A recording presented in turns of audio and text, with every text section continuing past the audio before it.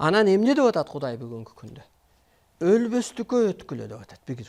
Өлбөстүккө өткүлө. Анан бул чын эле адам өлбөй калабы деп ойлоном да. Чын эле өлбөй калабы деп.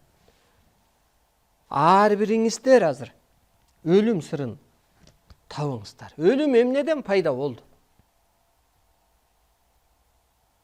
Өлүм кысылуудан. Кысылганда эмоцияда болсоң, ашык тамак ичип атасың. Телоны туура эмес сактап атасың. Коргулуп атасың. Тан эмнеден жаралып келиптир? Жандан, энергиядан энеңдин курсагында. Бул сеники эмеске, менчик эмескен, бул ааламдыкы. Мына мен Арстан алай. Эмнени сүйлөп атат ааламдын сөзүн? Кимдин ролун аткарып атат? Ааламдын ролун айтып, деп, жол көрсөтүп, соттоп. Мына көрсө бул аалам экен. Мен өлбөсүмө ишенем, себеби мен жашарганымды көрүп атам. Күндөн күнгө. Эмне кылып атам мен? Мына медиктер көрөт мени. Көп көрөт. Туура айтып атасыз дейт. Өлүм биринчи ичегиден кетет. Оору. Мына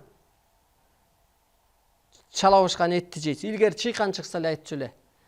Чекесине чыйкан чыгыптыр, же жан башына чыйкан чыгыптыр. Эмне болуптур? Чалабышкан этти жептир депчи. Азыр чыйкан чыккан киши жок, анткени аябай биз берчикке айланып алдык. Мына жедиң этти.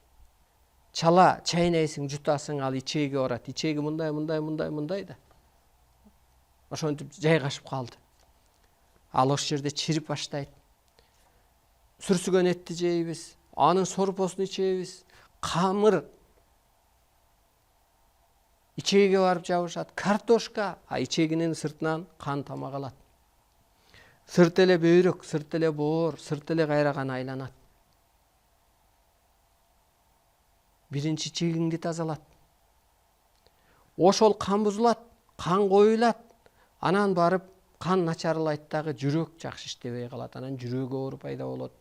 Ошо бузуккан баягы суу келип, кичине кечмелик болуп анан ары кеткендей боорго келет.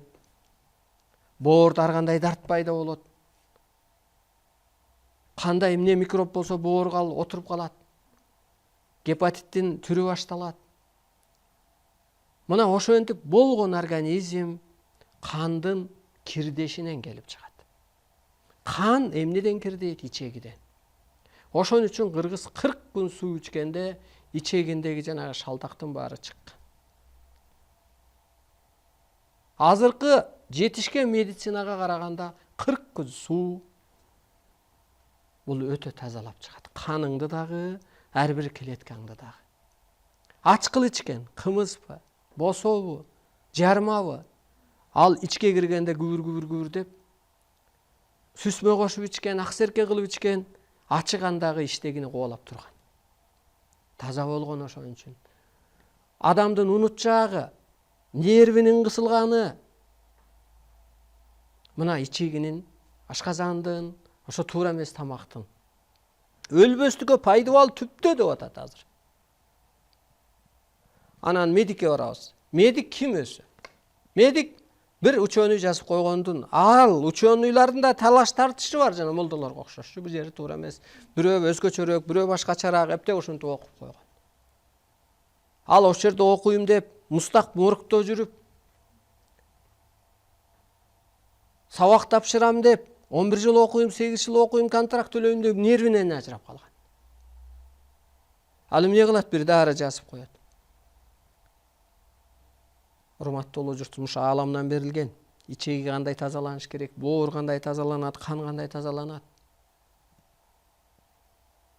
Берч кетет анан. Кан суюлду, кан таза. Бай үйүп койгон кежигедеги берч, шилидеги берч, далыдагы берч. Сан эжелердин, жеңелердин саны ой болуп кетет го. Берч ал, берч. Берчке айланып кетти этиңиз. Кетириңиз ошону, аракет кылыңыз. Мына өлбөстүк. Алла өлüm бердиби бизге? Жок, өзүбүз жаратып алдык, туура эмес. Мына ошону азыр өлбөстүккө бийлик өткөрүш керек эле. Медицинага тапшырма бериш керек эле. Тетирсинче бийликтегилер өлтүрүп атат. Эмне кылды? Эмоцияга салды. Ичпеген киши ичет. Булардын жоругун көрүпчү. Мына. Мамлекет өнүкпөйт анда. Оорукчан көбөйөт. Кудай арбайт, жасалайт. Эмнеге өлбөш керек деп ойлоном да мына. Мына мени Теңир атанын жаны кийген. Мен өлүп калсам ал кимди кийет? Көрдүңүзбү мына? Менин таным, телим сүйлөп атат. Башым ошого иштеп атат. Демек, бул пендечилик эмес, алкаштыкка эмес, сасыган чиргенге эмес, улуулукка иштеш керек экен да мына. Ошон үчүн өлбөс бол деп атат. Өлүмдү ким жаратыптыр? Адам. Жаман ойдосуң. Эртең не болот? Үмүт өчүп калды да. Кыргыздын үмүтү өчүп калды. Кыргыз дүйнөнү башкармактын үмүтү өчүп калды. Мына айтыңыздар, эгер депутаттар ушуну түшүнө алса, түшүнө да албайт, аткара да албайт. Бул буйрулган адам гана аткара алат. Мейли мен ушуну Жээнбековго түшүндүрүп берейин. Жок, аткара албайт, анткени энергия жок. Андан жаратуучулук.